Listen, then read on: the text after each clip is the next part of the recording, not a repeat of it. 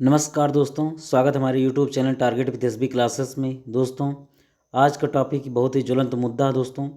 ठीक है, किसान दिल्ली में विरोध करने जा रहे हैं दोस्तों, और काफ़ी भारी संख्या में वहाँ पे पहुँच भी चुके हैं। तो इनकी जो प्रमुख मांग है उसके बारे में हम यहाँ पे वीडियो आज देखने वाले हैं। ठीक है, कैसे वहाँ पर जो है जमावड़ा जो है इकट्ठा हो रहा है। सरकार ने इसके लिए काफ़ी पुख्ता इंतजाम किए हैं। धारा 144 भी लागू कर दी गई है। ठीक है, आइए देखते हैं दोस्तों, किसानों की जो प्रमुख मांग है वो क्यों है, किसान क्या चाहता है और सरकार उसकी बात क्यों नहीं मान रही है, क्या रीज़न है उसके पीछे, किसान इतने बड़े पैमाने पर आंदोलन करने के लिए क्यों तैयार है। ठीक है, तो देखते हैं दोस्तों, किसानों की जो प्रमुख मांग है, आखिर एक बार फिर से किसान हमारे क्यों विरोध करने जा रहे हैं दिल्ली में। तो सरकार ने एक ऐसा वादा किया था जब 2020-21 में, जब 2020-21 में जब किसान आंदोलन पर थे, तो सरकार से वादा किया गया था किसानों के पक्ष में कि हम आपके लिए एक ऐसा कानून बनाएंगे जिस पर क्या होगी, एमएसपी की। एमएसपी क्या है दोस्तों, वो एक दर होती है, मिनिमम सपोर्ट प्राइस, न्यूनतम समर्थन मूल्य, जिस पर क्या करती है सरकार जो है फसलों के लिए एक ऐसा दर घोषित करती है जिस पे क्या करती है, फसल को क्या करती है, खरीदती है। तो सरकार के द्वारा जो है ऐसा एक घोषणा किया गया था कि हम आपके लिए एक ऐसा कानून बना के लाएंगे जो कि हमारा जो एक घोषित मूल्य होगा, जो न्यूनतम समर्थन मूल्य जो घोषित होगा, उस मूल्य के नीचे की कीमत पर हम फसल नहीं बिकेगा। कहने का मतलब है कि आप कहीं भी बेचिए लेकिन इससे नीचे नहीं बिकेगा। ठीक है, जबकि सरकार द्वारा ऐसा नहीं किया जा रहा है। ठीक है, पहली मांग तो इनकी ये हो गई। कहने का मतलब जो आपके बिचौलिए हैं वो भी समाप्त हो जाएंगे और सरकार के द्वारा कहीं भी ऐसा खरीद नहीं की जा रही है फसलों की। ठीक है, पॉइंट नंबर जो इसका 2 है दोस्तों, ये स्वामीनाथन आयोग की सिफारिशों को लागू किया जाए। ठीक है, स्वामीनाथन आयोग 2004 की रिपोर्ट क्या कहती है, इस रिपोर्ट में ये कहा गया था कि जो आपकी लागत है, मान लीजिए आपकी 100 रुपये लागत है। ठीक है, तो इसके लागत का 50% अतिरिक्त किसानों को फसलों का दाम मिलेगा, यानी कि 100 का 50%। ठीक है, कितना हो गया 50, और 100 ये तो कितना हो गया 150। ठीक है, लागत कितना है, 100 रुपये है, तो उस लागत का किसानों को 150 रुपये का जो है उतना लाभ मिलना चाहिए, जबकि ऐसा भी लागू नहीं किया गया उसको।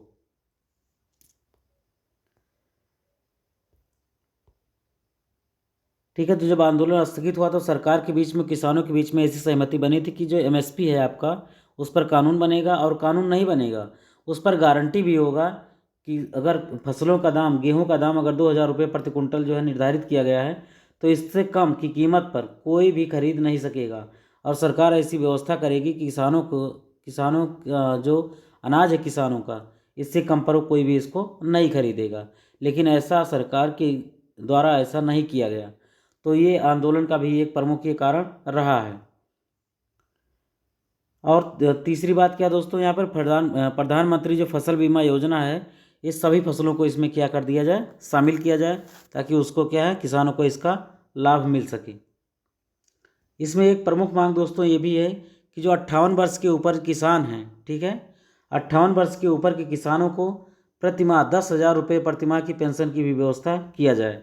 ठीक है, ये भी जो है किसानों के द्वारा ऐसी मांग की जा रही है। और जब तक अब तक जितने भी किसानों ने ऋण लिया है उस कृषि ऋण को क्या कर दिया जाए, माफ़ कर दिया जाए, ये भी ऐसा भी मांग की जा रही है।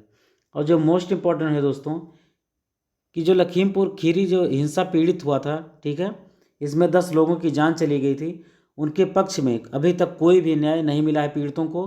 तो इसमें इस पॉइंट को भी इसमें शामिल किया जाए और इस पर भी सरकार क्या करे, जल्द से जल्द इस पर भी अमल करे। ठीक है, नेक्स्ट पॉइंट जो है दोस्तों,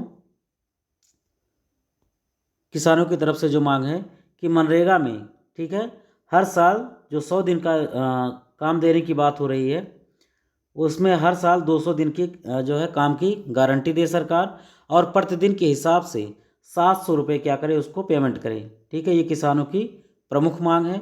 और भारत को वर्ल्ड ट्रेड ऑर्गेनाइजेशन, इसका मुख्यालय दोस्तों कहाँ पर है, जिनेवा में है। जिनेवा कहाँ दोस्तों, स्विट्जरलैंड में है। कहाँ पर है, स्विट्जरलैंड में है। तो WTO से बाहर किया जाए, ताकि जो है किसान लोग जो हैं या और भी जो प्रमुख अनाज मंडियां हैं, ठीक है, उस अनाज को जो है, जो आपका विश्व के स्तर पर जो अनाजों की जो खरीद है, उस रेट पर जो है किसानों की फसल को बेचा जा सके। लेकिन सरकार के द्वारा ऐसी भी कोई ऐसी बात नहीं की गई है, ठीक है। तो ये किसानों की दोस्तों प्रमुख मांग है, जिस पर सरकार को जो वादा किया था वो वादा पूरा नहीं किया जा रहा है। इस वजह से किसान ऐसा कर रहा है, एक बार फिर से आंदोलन के लिए तैयार हो रहा है। कहने का मतलब है चुनाव है, अगर चुनाव में सरकार ध्यान नहीं देगी, ठीक है, तो फिर बाद में ऐसा कुछ होने वाला नहीं है। तो इसलिए ऐसा किया जा रहा है दोस्तों, ठीक है। और 2021 में जो किसानों के ऊपर जो मुकदमा चला था, ठीक है, उस मुकदमे को क्या किया जाए, उसको रद्द कर दिया जाए, ठीक है। तो ऐसा भी सरकार अभी तक नहीं कर रही है, ठीक है। ये दोस्तों वहाँ पे ये चित्र आप लोग देख सकते हैं, कैसे वहाँ पे किसान लोग एकत्रित कर रहे हैं, जो वहाँ के प्रमुख नेता वगैरह हैं वो भी इकट्ठा हो रहे हैं।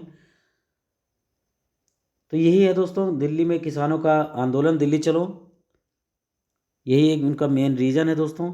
अगर ये उनकी बात मान ली जाती है तो तुरंत जो है क्या कर दिया जाएगा, आंदोलन को समाप्त कर दिया जाएगा। तो यही स्वामीनाथन आयोग है दोस्तों। और MSP जो है दोस्तों आपका जारी किया जाता है 24 फसलों पर। 22 फसलें क्या है, मुख्य फसलें हैं, बाकी गन्ना के लिए और भी फसलें हैं, ठीक है। खरीफ के लिए 14 फसल और रबी के लिए 6 फसलों का क्या करती है कृषि एवं लागत जो मूल्य आयोग है आपका CACP, 1965 में इसकी स्थापना हुई थी। इसी के द्वारा क्या है खरीफ फसलों और रबी फसलों के लिए न्यूनतम समर्थन मूल्य की घोषणा की जाती है। लेकिन इस पर अंतिम निर्णय कौन लेता है, आर्थिक मामलों की मंत्रिमंडलीय समिति इस पर क्या करती है, निर्णय लेती है, तभी जाकर के MSP निर्धारित होती है किसी फसलों के लिए। तो ये दोस्तों प्रमुख जानकारी थी हमारे चैनल के माध्यम से। चैनल पर पहली बार विजिट करें दोस्तों, उसको सब्सक्राइब जरूर कीजिएगा और हर ज़रूरतमंद के पास इस वीडियो को शेयर कीजिए। मिलते हैं दोस्तों नेक्स्ट वीडियो बहुत जल्द। अगर उम्मीद आपको पसंद आया होगा दोस्तों ये वीडियो, तो लाइक ज़रूर कीजिएगा और शेयर भी कीजिए ज़रूरतमंद के पास।